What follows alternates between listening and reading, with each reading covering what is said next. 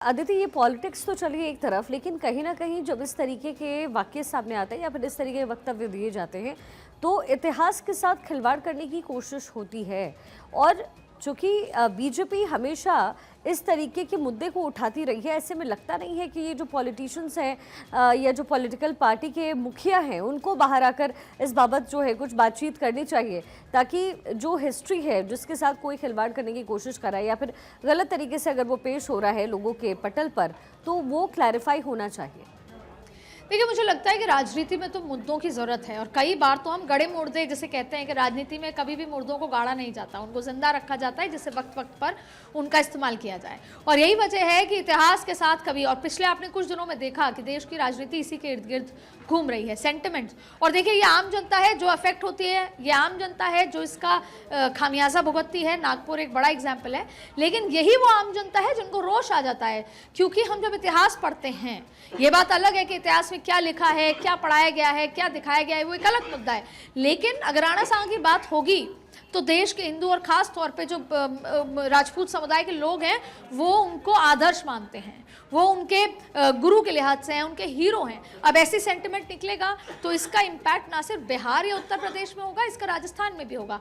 और ठीक वैसे ही अगर जैसे औरंगजेब की बात है, अब आप देखिए कि कई मुसलमान ना औरंगजेब हैं ना उनकी आर्कियोलॉजिकल डिपार्टमेंट के तहत, जब तक आर्कियोलॉजिकल डिपार्टमेंट नहीं कहेगा उनकी कब्र हटाई नहीं जा सकती।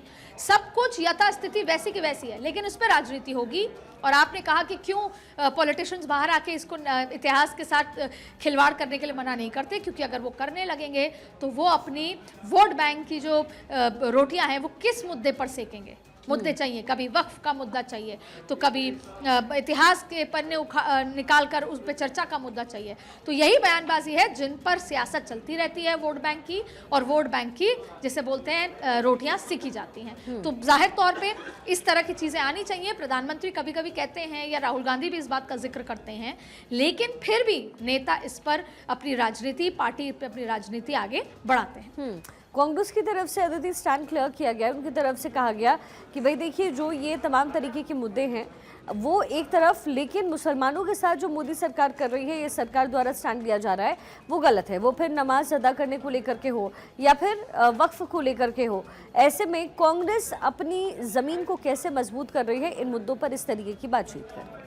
कांग्रेस ने मल्टीपल चीज़ें की हैं, जैसे आपने कहा कि नमाज अदा करने को लेकर के सड़कों पे नहीं, उन्होंने नवरात्रों में मांस खाने को मना करने की बात पर भी कहा, तमाम ऐसी चीज़ों के लिए। लेकिन उन्होंने ये भी कहा कि अब सडनली जो ये किट बात जा रही है, ये मैं अदिति लौटती हूँ। रामजी लाल सुमन क्या कह रहे हैं, पहले जरा वो सुनिए। हाउस इतना अव्यवस्थित हो चुका था कि मैं अपनी बात नहीं कह पाया।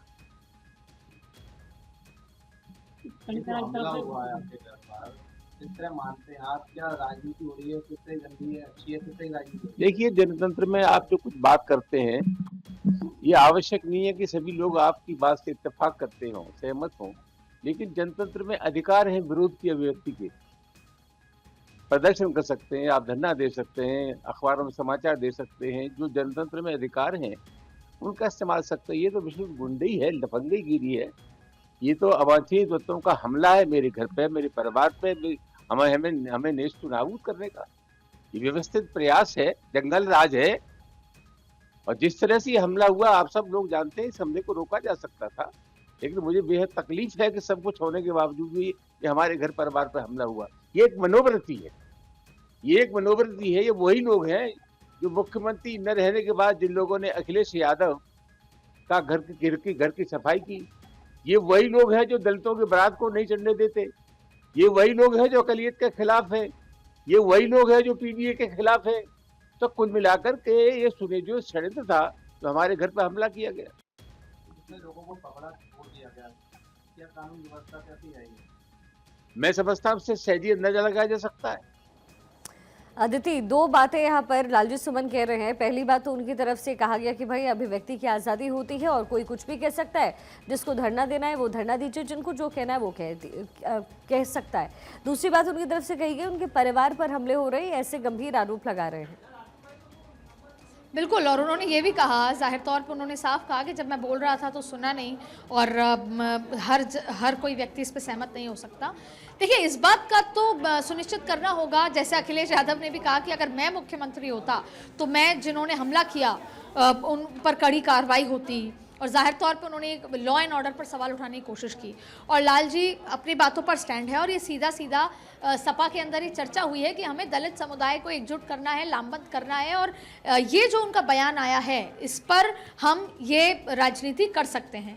लेकिन अब ये बहुत ज़्यादा तूल पकड़ गया है, और इसको लेकर जैसे आपने कांग्रेस का जिक्र किया, कांग्रेस भी चाहती है कि एक तो एक्सपोज किया जाए बीजेपी को हिंदुओं के सामने भी कि कैसे मुसलमानों के लिए भी चीज़ें नरेंद्र मोदी कर रहे हैं।